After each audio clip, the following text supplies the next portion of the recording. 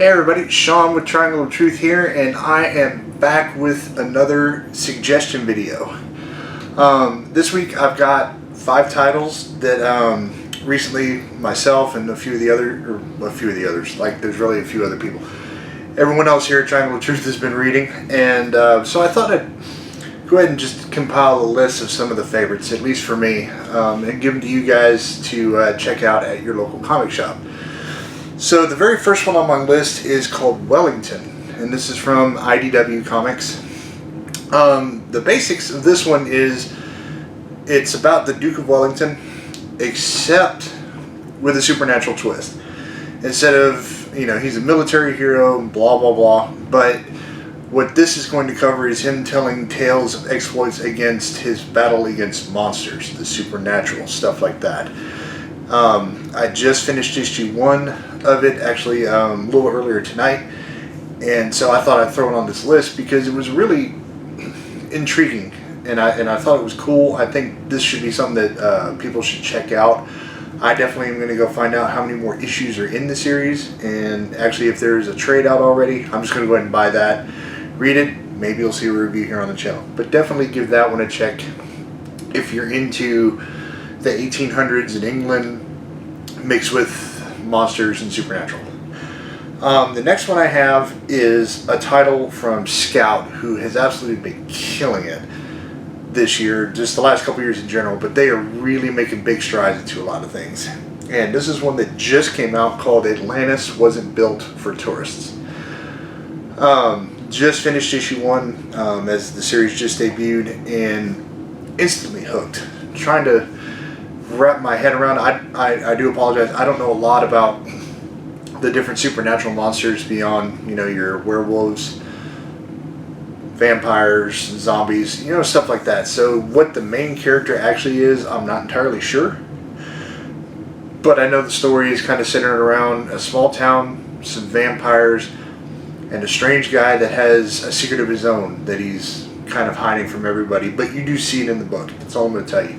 Definitely check that one out because I believe this is going to be a really, really good series as it goes forward. The next one is a series that's actually been ongoing for a while. I just happened to pick up issues 1 through 12, which I think is the entire run thus far. I could be wrong. If I am, let me know in the comments. But it's from Aftershock, who has quickly grown in the last few months to one of my absolute favorite companies in comics. Just the people they've got writing and the stuff they're publishing has just been most of my list of some of my favorite stuff is probably from them. And it's called A Walk Through Hell. I'm only a couple issues into this so far. Jay has read the volume 1 trade. He bought it for himself. I actually have 12 single issues. This story is a bit of a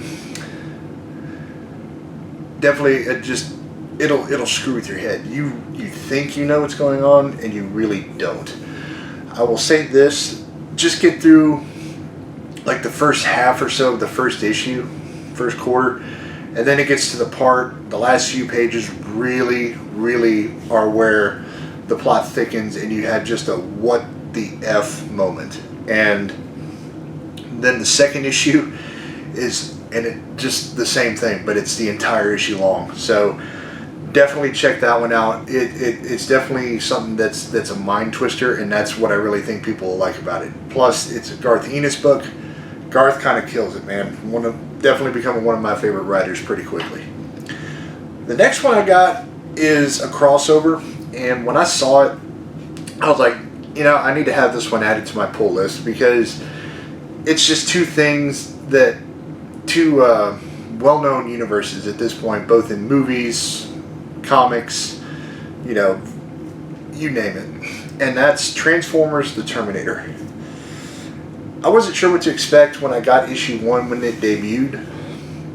And so far, it's kind of a reimagining of the Terminator story from the movie Terminator 1, or just that in general. Except that it's not really the humans this time around that are fighting Skynet. Skynet is kind of the good guy-ish here, and they're trying to fend off the Transformers.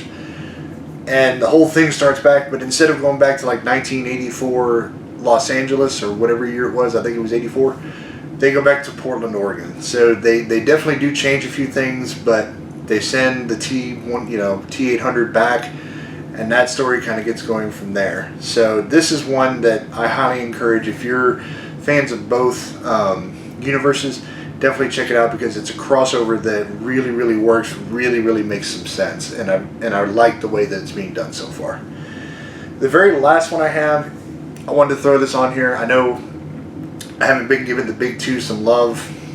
Sorry, at least as far as Marvel's concerned, they just haven't put out anything good for me in a while, but DC is still definitely putting out some solid stuff, and they just debuted book 1 of a series called Batman 3 Jokers. I saw the title, was instantly, didn't need to even read a synopsis. Saw the title, I was like, that's enough for me.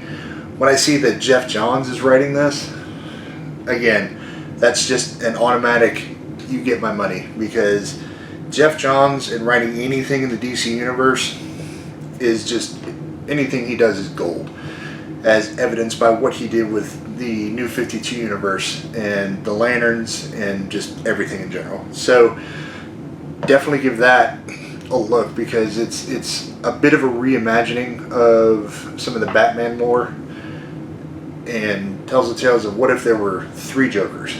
So definitely check it out. It's going to be 3 books. I'm guessing every book is going to be based around a different Joker or something like that. So definitely check it out. The artwork is crazy, looks amazing. I can't wait. I'm literally about to dive into book 1 myself. I mean, and they're not thin books, so these are definitely going to be worth the money that you pay for them. The first one's already out. Hopefully your local comic shop has it. It hasn't sold out. The next one is due out on September 29th. So definitely read the first one, get it added to your pull list. Anyways, that is all I've got for this week, guys. If you have any suggestions for us, let us know in the comments. We are happy, so happy just to go check out anything new. If it's something that we haven't read yet, we'll read it. Trust me.